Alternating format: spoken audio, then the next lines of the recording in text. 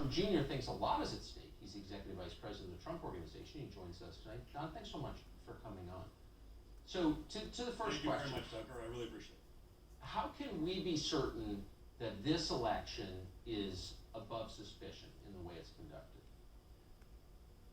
Well, listen, first and foremost, I think we have to pressure our legislatures to make sure that they're actually watching these things, that they don't allow this sort of craziness that has gone on all over the country to go on, where people don't actually have to follow the rule of law. They can adjust the laws. People who aren't actually allowed to make laws are implementing new laws that people have to live by and then say, oh, that's too late, we got to figure this out. This kind of stuff is insanity and has to be pushed back on.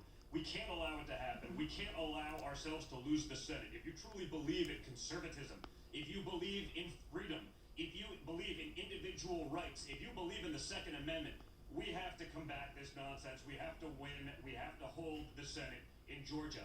And also, Tucker, one thing I do have to say, I appreciate watching the opening monologue. I appreciate you calling out Erick Trump as someone who was probably the #2 recipient of his tinfoil hat brigade attacks about Russia for years, where he called me a traitor.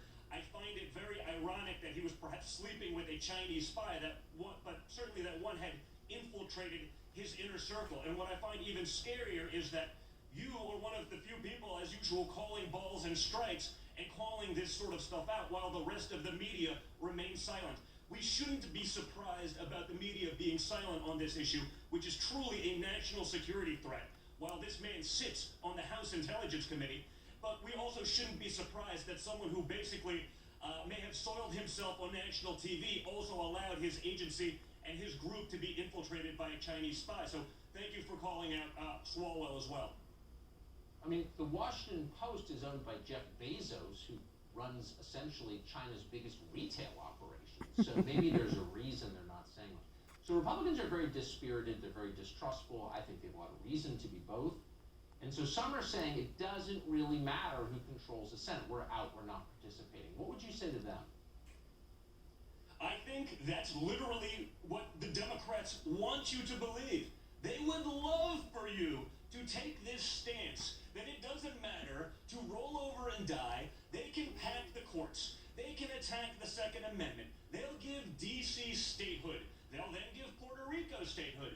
You'll have 4 permanent Democrat senators in a balance that we will literally never overcome, and it will be a affront to the Constitution and to the freedoms that we hold so dear, Tucker. This is what the Democrats want for life. They would love to demoralize you, so you sit at home, allow them to go ballot harvest, go win. You know, we should be winning Georgia.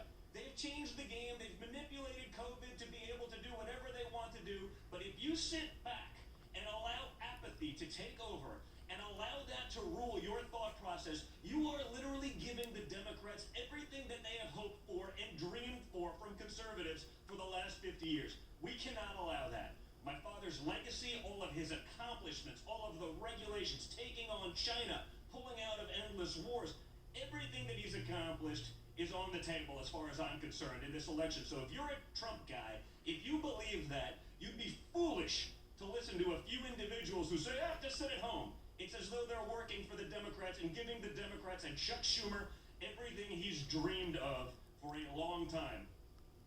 It does seem that way to me. Don Jr., nicely put. I appreciate you coming on tonight. Thank you. Thank you very much, Tucker. I appreciate it.